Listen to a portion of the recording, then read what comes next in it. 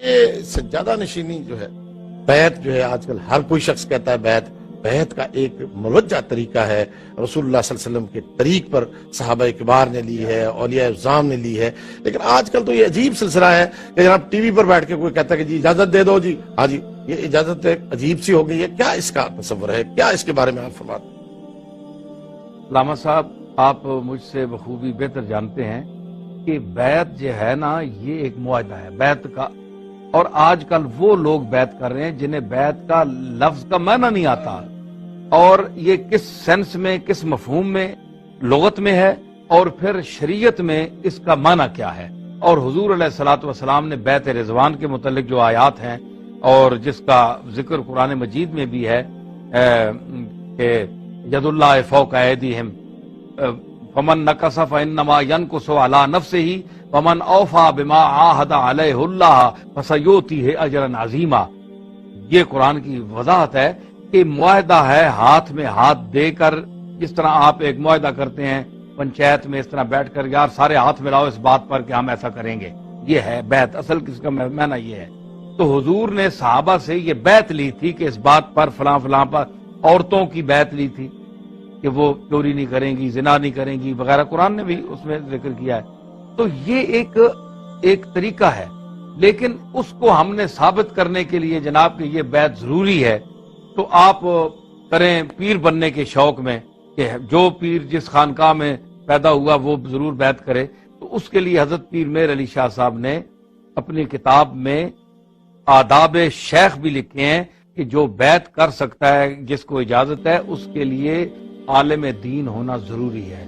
عالم دین ہونا، پھر جناب متقی جو ایک معیار ہے اللہ کے نزدیک، اس میں تو انبیاء ہی پورے اتر سکتے ہیں، اس تقوی کے مقام پر تو کوئی ہے، لیکن بہرحال اپنی طرف سے وہ گناہوں سے بچا ہو اور کم از کم عالم دین ہو، وہ بیعت کر سکتا ہے۔ جس کو دین کی کچھ سمجھ ہو، جو بات سمجھ سکتا ہو، کوئی بیان کر سکتا ہو، کوئی لکھ پڑھ سکتا ہو۔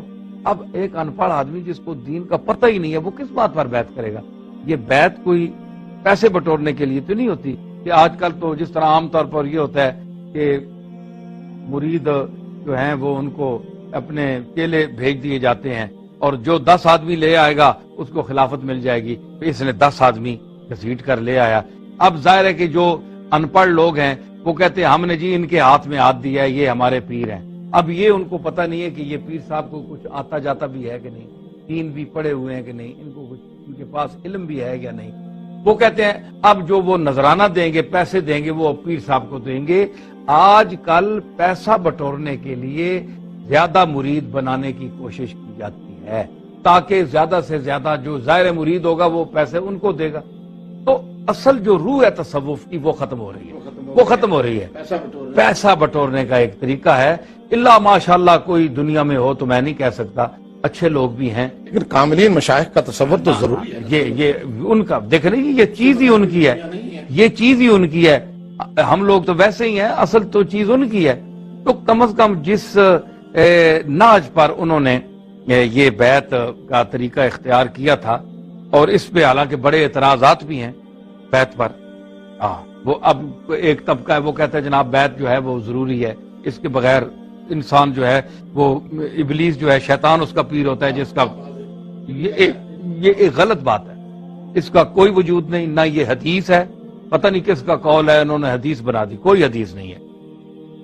بات یہ ہے کہ ماشاءاللہ آپ صاحب علم ہیں، آپ یہ فرمائیں کہ اگر بیعت ایک سنت کا درجہ وہ رکھتی، ایک سنت یعنی عام جو مروجہ ہے، جس طرح سنت موقدہ کا درجہ رکھتی ہے، جی ایک ہے کہ آپ نے حضور نے ایک کام کر دیا ہے، ایک نے تاکیدن کیا ہے، اگر وہ درجہ رکھتی سنت موقدہ کا، تو آپ مجھے، میں اکثر کہتا ہوں کہ آپ مجھے بتائیں امام ابو حنیفہ کا پیر کون ہے، امام شافعی کے پیر کا نام بتائیں، امام حنبل کے، امام مالک کے پیر کا نام بتائیں، امام بخاری، امام نسائی، ابن ماجہ، مسلم، ان کے پیروں کا نام بتائیں، تو ظاہر آپ کو کوئی پیر نہیں ملے گا، یہ کسی کے مرید نہیں۔ تو اگر یہ سنت موقدہ ہے پیر ہونا، مرید ہونا کسی کا، تو یہ جتنے امام ہیں ان کے جتنے مقلدین ہیں تو ہم تارک سنت یعنی اماموں کے مقلد ہیں، آپ غور فرمائیں نا، کیا ہم تارک سنت اماموں کے امام ابو حنیفہ معاذ اللہ کوئی تارک سنت ہے؟ کیونکہ ان کا پیر ہی کوئی نہیں ہے۔ مجھے بتائیں کس کے مرید تھے وہ؟ امام شافعی کس کے مرید تھے؟ اچھا پھر آپ بتائیں یہ سیاہ ستہ ہیں، ان کے پیر کون ہیں؟ تو آپ تارک سنت جامعین حدیث کی کتابیں پڑھ رہے ہیں آپ؟ گویا یہ سنت موقدہ نہیں ہے۔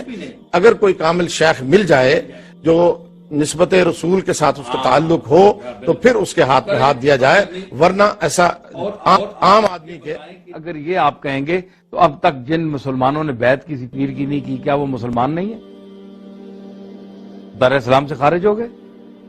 تو ایسے لوگوں کی بیعت نہ کرنا بہتر ہے کرنے سے نہ کرنا بہتر ہے جو جاہل ہیں، جن کو پتہ ہی نہیں، جو صرف ایک گدی پہ یا ایک درگاہ میں بیٹھ کر وہ بیعت کر دیتے ہیں، اور ان کو نہ بیعت کا مفہوم پتہ ہے، نہ وہ کچھ دین کے متعلق بتا سکتے ہیں، نہ قرآنی تعلیمات ہیں، نہ علم ہے، نہ کچھ بتا سکتے ہیں، نہ کسی سوال کا جواب دے سکتے ہیں، تو وہ ان کو کیا حق حاصل ہے کہ وہ بیعت کریں؟